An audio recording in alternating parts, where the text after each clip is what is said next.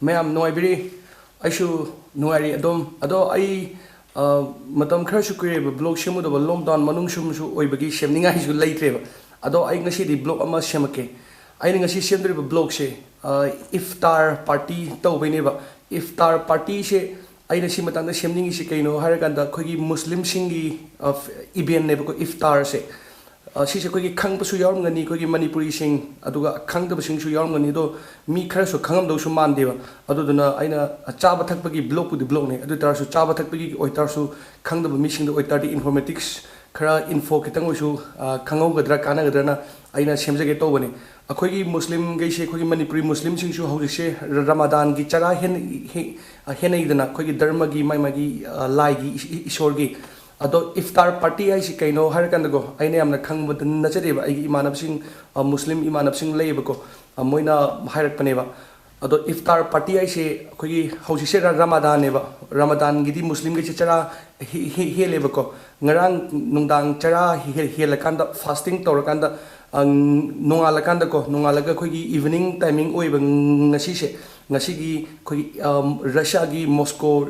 region da ko Moscow gi pung da pung 3 minute ahum da layebako ado evening ne bako evening sida khogi ngarang chara helu bado ado khoi mayam se khoi manaba mari mga pulaganda asapot chamin na doiba haira chamin na vegetables aduga meat sa chaba adu su halal ne ko aduga athum ahau chaba adumaina pundoiba adu iftar party ko eba iftar party se adum numit khudingi adum imanaba bam punjalaga tawbusu yaeba ko adum mainly se Muslim gine adu duga khoi lai raba sing do peshale jetaba poor family se sumba da su adum iftar party se celebrate tawina haini ado ai marba ngasi se aiga ai mana face ko ba Muslim India macha ma lei adu duga ai manaba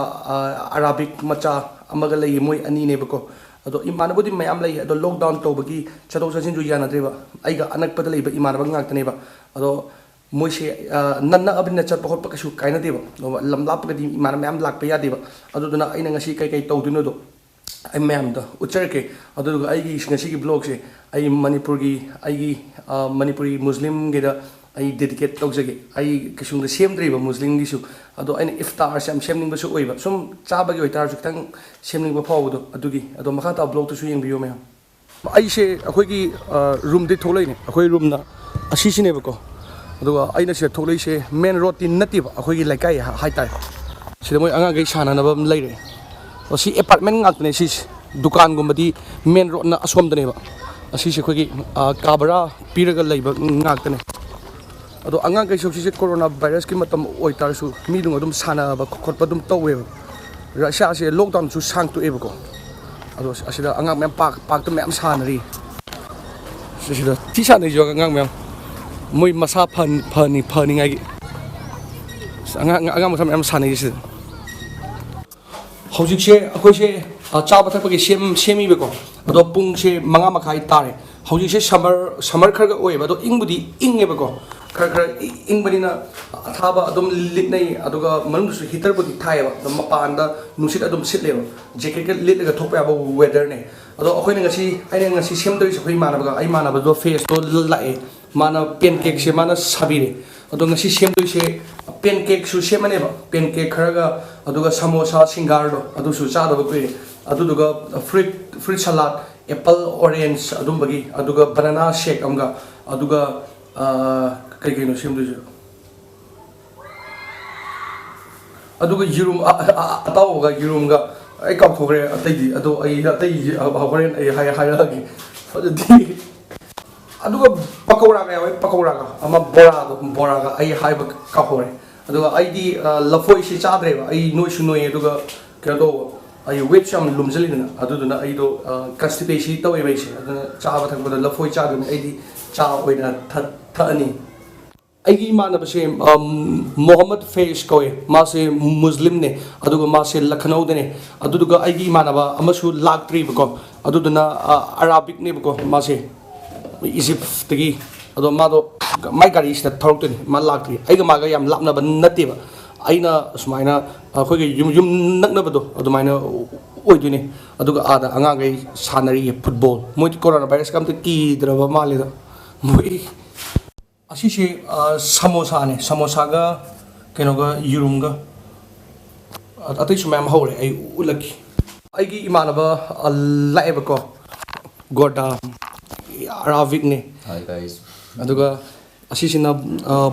ꯕꯣꯔꯥꯗꯣ ꯕꯣꯔꯥꯅꯦ ꯑꯗꯨꯒ ꯁꯤꯅ ꯄꯦꯟꯀꯦꯛꯁꯦ piece ꯌꯥꯝꯃꯦ ꯑꯗꯨꯒ ꯁꯤꯅ fruit salad ꯕꯣꯔꯥꯁꯤ ꯂꯩꯔꯦ ꯑꯗꯨꯒ ꯁꯤꯁꯤꯅ ꯌꯦꯔꯨꯝ ꯑꯇꯥꯎꯕ ꯑꯁꯤꯁꯤꯅ ꯁꯃꯣꯁꯥ ꯁꯤꯅ ꯕꯅꯥꯅꯥ ꯁꯦꯛ ꯁꯦꯝꯃꯤꯅꯦ ꯑꯗꯨꯒ ꯁꯤꯁꯤꯅ ꯖꯤꯟꯖꯔꯒꯤ ꯆꯥ ꯑꯩꯗꯤ ꯀꯩꯅꯣ ꯆꯥꯗ꯭ꯔꯦꯕ ꯖꯤꯟꯖꯔꯒꯤ ꯆꯥ ꯑꯣꯏꯅ ꯊꯛꯑꯕ ꯒꯣꯗꯥꯁꯦ ꯁꯃꯣꯁꯥ ꯆꯥꯏꯅꯦ ꯁꯤꯡꯒꯥꯔꯗꯣ Yeah, bro. ꯒꯣꯗꯥ how is the taste It's very delicious, guys. delicious I right like it, yeah. yeah and also after this one you need to taste this bora okay I like it, bro. ꯑꯁꯤꯁꯤꯅ ꯕꯣꯔꯥꯅꯦꯕ ꯕꯣꯔꯥꯁꯦ ꯑꯩꯅ ꯍꯧꯔꯤꯅꯦ ꯒꯣꯗꯥ ꯆꯥꯗ꯭ꯔꯥ Yeah, bro. it's super right Of course. Face pancake खाओ तो pancake cake कैसा लगता है मसाला साजा बने मसाला सारा साब how ring how is it sweet na Semi sweet. okay I will eat also pancake से आई हाउ रिंग सिसे यरुमगा अदगी संगोम यावगा तौरिनेबा सिसे मोइ याम सानेबा रशियन सिंग पेनकेक से मयुम निमदा सारगा होममेड नेबा साना द साबसु लाइदना सिसे हाउ नंदर how oi namme yam kan di thum deba yeah that's right you told me a semi sweet ka thum me rin ai na hojop ne chara ho ring how ngai di ke ro goda di how na hai ne thum mu khawa how yo khoi manab sing sumaina chaminei se ko khoi gi iftar se iftar party tori se yam kan sumaina yam na high five di natti ba yam chamna ne ba aduga moi gi dharma do